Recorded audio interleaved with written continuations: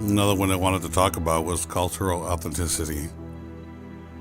How important it is for all of us to have a perspective that was given to us by another one of us.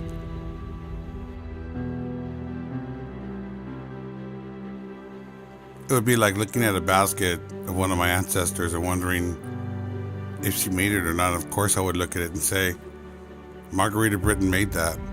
That's part of my family bloodline of how the design is made and how that basket was made. It's authentic. It was made by a Native American.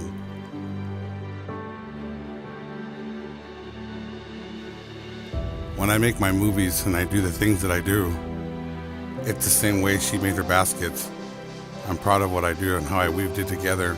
The stories, the protocols, the people, the places, the areas that we sing bird in, intertwined just like that basket.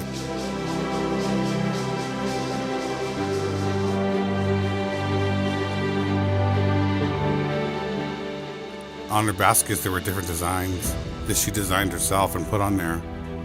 I still can't get my head around how she did it.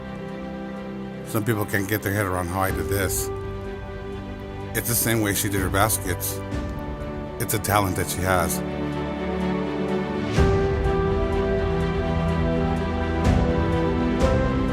I guess the goal would be that the authenticity of the culture must stay intact. Whether it be by protocol, whether it be by design, whether it be by tradition, it must be intact because that's what the future generations depend upon.